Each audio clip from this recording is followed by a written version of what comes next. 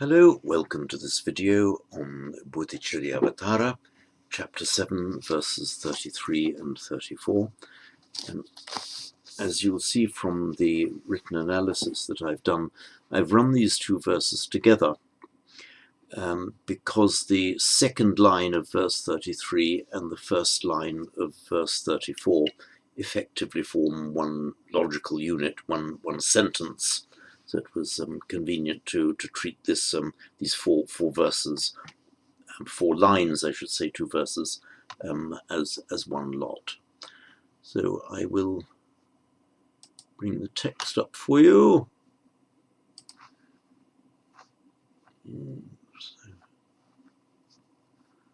Sorry. Good. Here we are.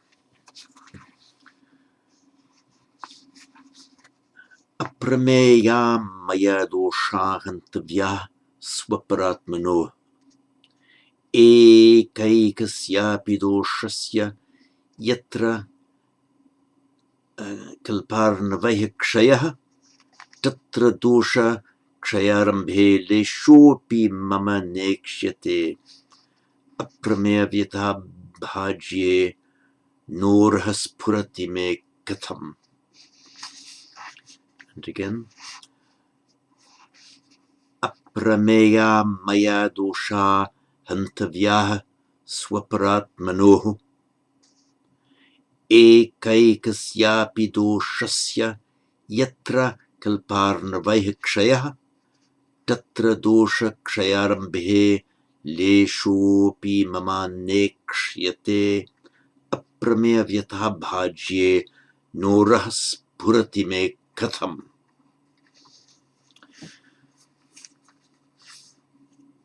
So, dosha, faults, doshas, any vices. Dosha is from the from dush, as in dukkha. Sorry, I've just forgotten to share my screen. Here we are. There we are. Sorry. From the root dush, just meaning bad or wrong or evil, as we have dushkara, we have dukkha, and so on, and it's the cognate with the dis, that's the Greek dis, dys, as in dysphoria, dysfunction, dyslexia, and so on. We see it as a prefix, and we see it also in this form, dosha, from that root, just something that's wrong, a fault or a vice. So dosha, it's a masculine noun ending in a short a, so the plural makes dosha. On its own would be dosha with visarga, but it's followed by the voiced consonant, the h. Remember, the full consonantal h is a voiced consonant in Sanskrit, so it becomes dosha, dosha hantavya. So dosha, faults.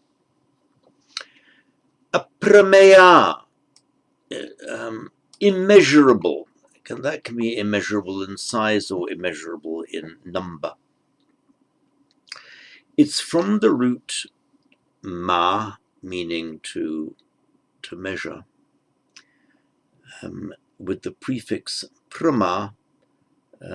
Sometimes it just means, in fact, the word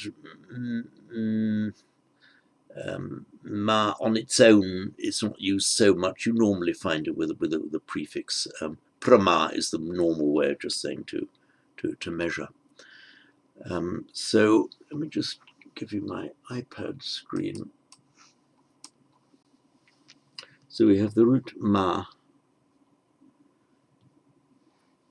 plus the gerundive ending in ya. You also have gerundive endings, remember, in aniya and tavya. The endings ya, aniya, and tavya, all meaning to be done. There's no distinction of meaning, and there are several verbs that can actually take all three with no distinction of meaning. For example, from the root kri, we have kartavya, karaniya, and karya, all meaning something needs to be done, requiring to be done. When ya is added to a root in ma, or sorry, added to a root ending in a, it normally becomes e, so meya, aprameya.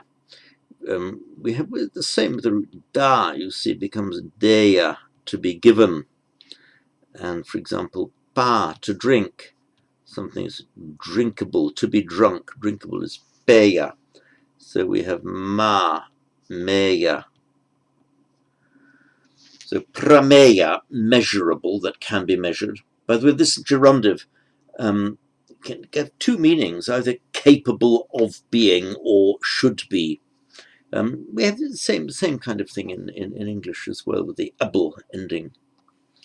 If something is measurable, it means it can be measured.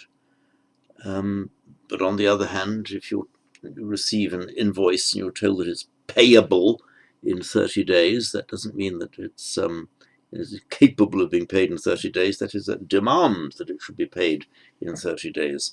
So just as we have those two meanings of the able ending in English, so equally there are these two meanings in Sanskrit.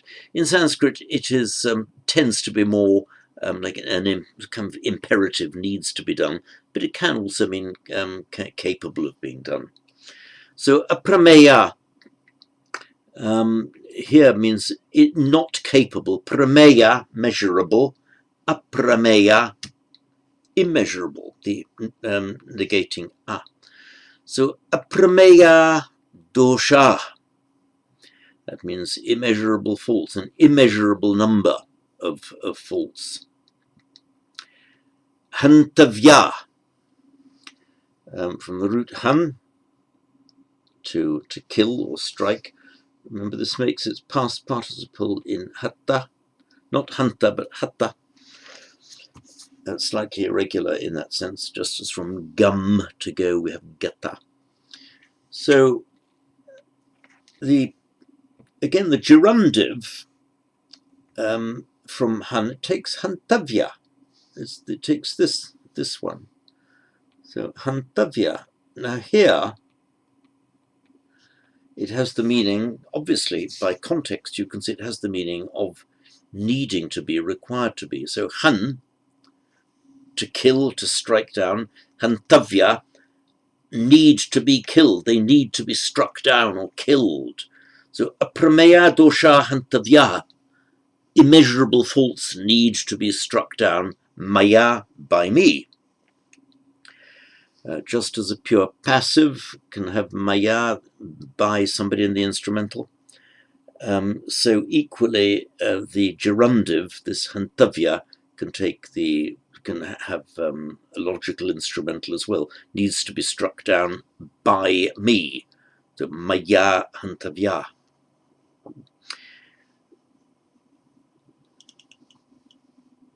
Swaparatmanoha. There we are. Swaparatmano. From, let me give you my iPad back again.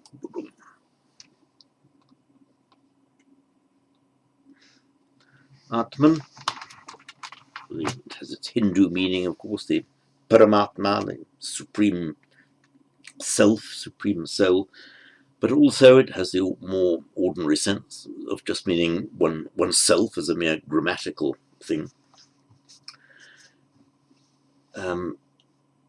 So here we have swa, meaning oneself. In this case, it means myself, swa.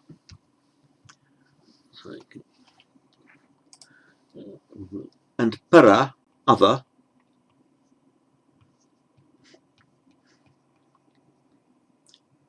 Swa para atma, mine and other self. But swa doesn't mean mine. There's the swa, the prefix swa, meaning oneself, just the general reflexive pronoun, and it can mean it can be for any person. If he was talking about you, it would be mean yourself, him, it, or her, himself, itself, herself. So swa para atman, for my own and another's selves. Why the dual? This o, atmano.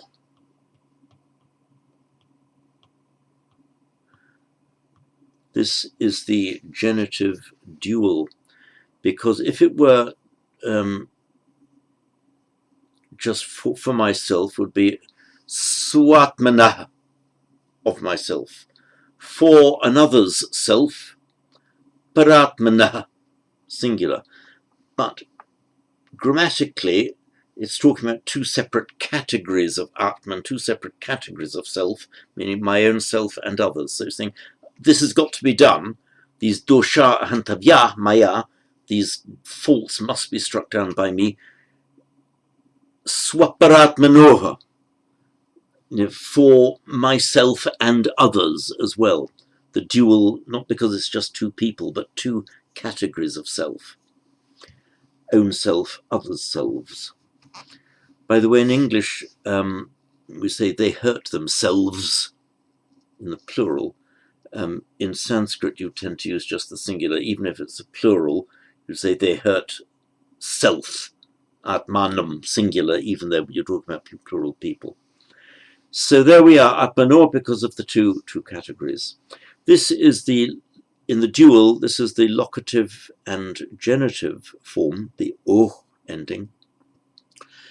And it could be one of two things here. Either the faults of a pure genitive, the faults, immeasurable faults, must be struck down of myself and others. In other words, it's suggesting here that the speaker regards himself as being under an obligation to strike down or kill the faults of others. That's one linguistic possible interpretation. The other is that it's the genitive, but used, rather loosely used, in place of the dative. That's what happens in Pali. You see it occasionally being used in Sanskrit, particularly as the centuries go by. There's a certain merging, not a full merging, but a certain merging of dative and genitive, even to a slight extent in Sanskrit. So it's either the faults of myself and others must be struck down, or these faults must be struck down for myself and others. It could also actually be a locative. These faults must be struck down in myself and others. So all of these things are possible. Maybe we shouldn't be too rigid about which particular interpretation we adopt. So aprameya maya dosha hantavya swaparatmano. Now, the next two lines go together, which, as I said, which is why I've run these two verses together. So, yatra, look at yatra. Give you the text back. So, yatra here correlates with tatra there. Yatra, where, tatra there. So, yatra, where this needs to be done, tatra, there, that's what I'm in fact doing. He's drawing the distinction here between the enormous task that he's got to do. Yatra, where on the one hand, this is what needs to be done, tatra, there on the other hand, I'm actually doing nothing about it. So he's blaming himself and making this contrast between what needs to be done and what he's in fact doing. So treat yatra and tatra with those meanings. So yatra, where, ekaikasyapi is ekasyapi, of one even. Doshasya, even of one dosha, even of one fault. It's the genitive of what? Okay, kshaya, the destruction. So, yatra, in a circumstance where the kshaya, the destruction. Ekaikasyapi, that's ekasyapi, of even of one single doshasya fault. Kalparnavai. So the kshaya is by an ocean of kalpas. That means it will take an ocean of kalpas. In Sanskrit, the instrumental is used when you're talking about how long something takes. And you'll see that in, I've made a note of it, MacDonnell, paragraph 199, 1D, when that's the paragraph in which, the section of MacDonnell where he describes the uses of the cases, and this is one meaning of the instrumental, because I can do it in an hour. You'd say, well, I will do it by an hour, means it will take me 1 hour. I will use up 1 hour in doing it. We've done by an hour. And here, the kshaya, the destruction of the dosha, of each dosha, will be kalparnavai, will be arnavai, by oceans, kalpa arnavai, by kalpa oceans, by oceans of kalpas. Now this ekaikasyapi, back to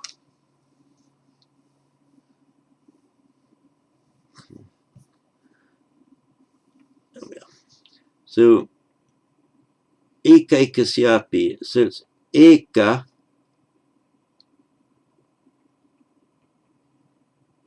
ekasya api. If this line had read ekasya doshasya, of one fault, ekasya doshasya kshaya, the destruction of one fault, that is correct, the destruction of one fault. If you want to emphasize the one, as we could in English, rather than saying one, we could say, you know, each single fault. You then repeat the eka of one. So you don't say ekasya, but eka ekasya, which by santi the a and the e become ai. Ekaikasya, of each fault, of each single fault, of each one fault. Put the api, and of course the ekasya api becomes the a, even.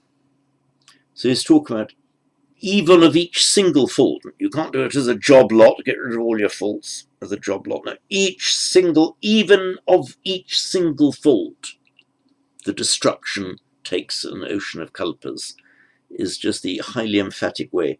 Say ekasya doshasya, or ekaikasya doshasya, or ekaikasyapi doshasya. It's highly emphatic, even of each single one.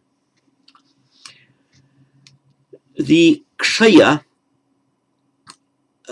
is the fading away, or the destruction. I've done a note on it. It's commonly used, the kshi to destroy. It's mostly used both in Sanskrit and Pali in the passive, so the kshi becomes kshiyate in the Sanskrit and kiyati in Pali. Often used for in fact, mostly it's not used in a physical sense. It's mostly used in a kind of moral sense, or poetic, or sense of life. In Pali, ayu, meaning life as an Ayurvedic, ayu kiyati, you know, life is destroyed, life ends, life dies. We have the kilesa kianti, in Pali, kilesa kianti, the kleshas are destroyed, which in Pali would be klesha kshiyante. it can be construed also, very often is, with the verbal prefix pari, which just may add and doesn't really alter the meaning in substance, may add an intensive tone. For example, we have this aparikina cha asava, and the asavas are not destroyed. Naparikayam gachanti, they do not go to destruction, which are two different ways of saying the same thing. You have the phrase, you can use the verb form kshiyate, Pali, kiyati, or you can use the phrase go to destruction, which has the same meaning, to be destroyed. In Pali, in Sanskrit, kshayang gacchati, let me write this for you, kshayang gacchati. And in Pali, it's just almost the same. There we are. Kayang gacchati, to go to destruction. And it has a causative form, kshapayati, kshapayan purva papani, destroying purva papani, previous evil deeds. As I've mentioned in the note, cognate with the Greek phthi, meaning as in phthisis, phthis, which is the medical term for a consumptive, a wasting away disease like tuberculosis. So, yatra, in a circumstance where the kshaya, the destruction, ekaikasyapi doshasya, even of each individual dosha, fault, kalpanar navai, is by oceans of kalpas, in other words, takes oceans of kalpas. Tatra, now for the contrast, tatra, there, and also tatra is the ordinary meaning, like over there, the ordinary word for location. So tatra, dosha kshayarambhe le shopi mamanekshyate. So tatra, there, dosha kshayarambhe. So dosha kshaya arambhe, literally dosha, fault, destruction, commencement. Arambha is commencement. Arambha means commencement in the sense of just a beginning of it, but it also has a certain kind of moral force, as it were, getting on with it, getting up and doing it. So the dosha kshaya arambhe, in the commencement or in getting on with dosha kshaya, that's false destruction. Leshopi mama nekshyate. Lesha means an atom or a tiny thing. Leshopi, even an atom, even the tiniest bit of work, the tiniest thing on my part. Leshopi, the P is api. Lesha, api, leshopi. Even a tiny bit, mama, of me, na ikshyate, is nekshyate. It is for this nekshyate. Oops. So the root iksh is one of the words, one of the roots meaning to see or to look.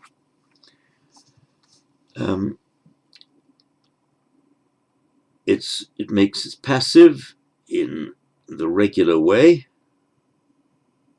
So we have the root at the y and the atmanepada ending. So ikshyate, it is seen. So not even an atom of mine is seen. That means not a tiny bit of work on my part.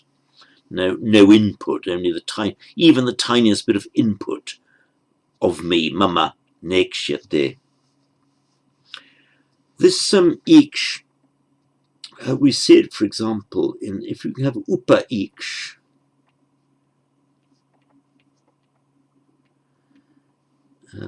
The each often forms a verbal noun just by ending a long a on the end, upeksha, which of course would be upeksha. The a and the e becomes a upeksha. And many of you will recognize this word in the Pali form, upeka. Upeka, often translated rather as equanimity. Upa, up, above, over.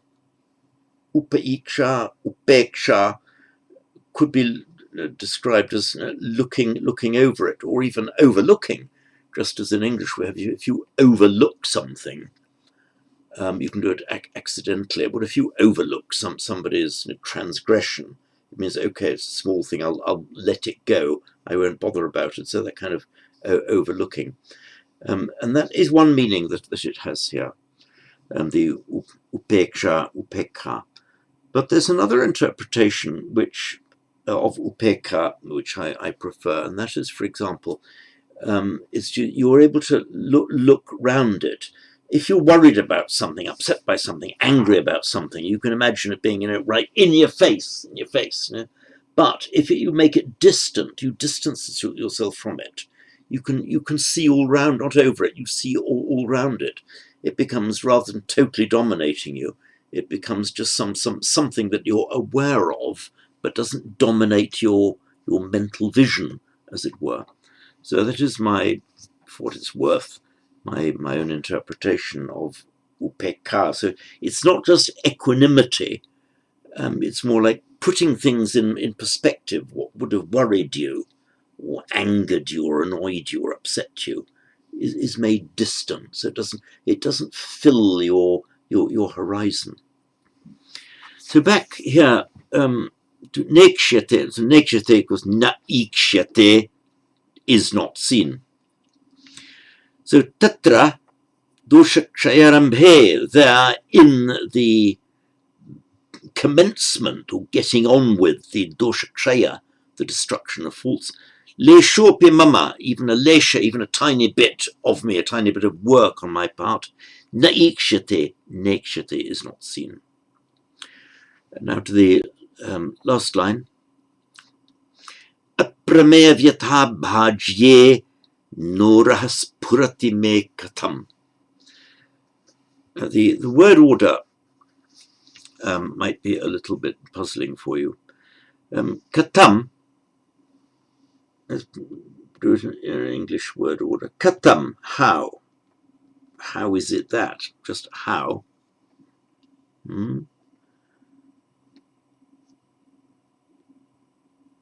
Me, my, ura, my breast, how, my breast, naspurati, spur, to burst open. So katam me ura naspurati. What comes out of this? First of all, me meaning my, the genitive, tends to come after the operative word. Actually, you could have here katam me. Yeah, the me meaning mine could not go as could not start the sentence, but you could have katam me ura naspurati. How of me the breast not bursts. How? He's asking why, with all these awful things that are happening to me, how does my breast not burst? Maybe as a combination of the fear and the knowledge of the enormous efforts that have got to be made.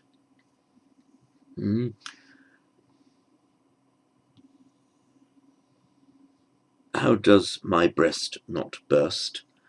Now, look at the first compound of the last line.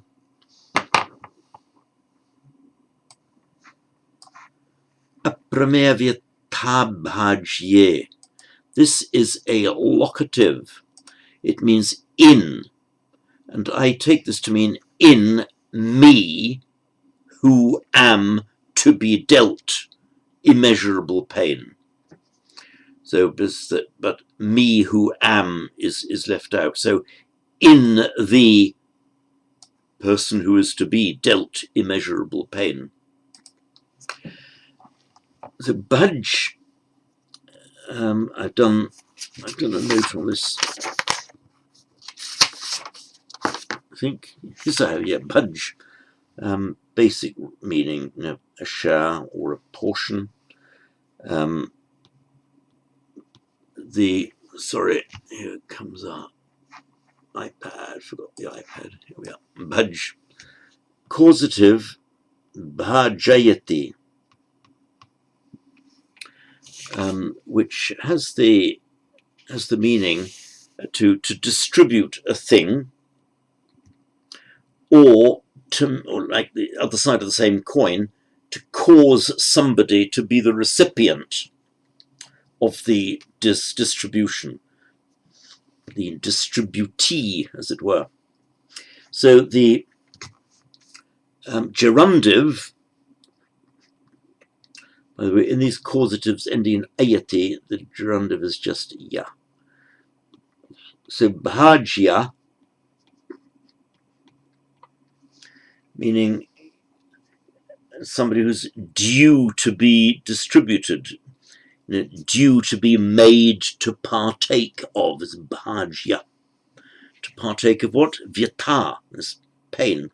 Vyatha is a general word, any kind of pain or affliction. So, and now, aprameya vyatha bhajya is somebody who is bhajya, is due to be allotted, distributed, aprameya vyatha, boundless affliction, boundless pain. So how does my breast not burst? In, read me who am, aprameya vyatha bhajye. That's why it's the locative, in me who am. So I will read this through to you again. Sorry, cool the text back.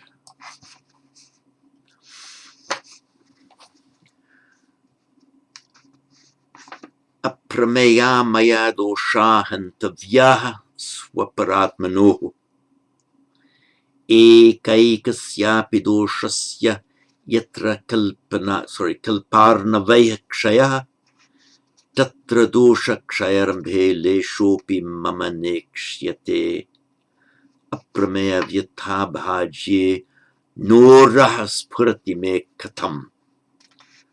Once more. Prameya maya dosha hantavya swaparatmano ekaikasyapi doshasya yatra kalparnavaya kshayah tatra dosha kshayarambhe leshopi mama nekshyate aprameya vyatha bhajye norahas purati me katam. Good, and that's it for these verses 33 and 34.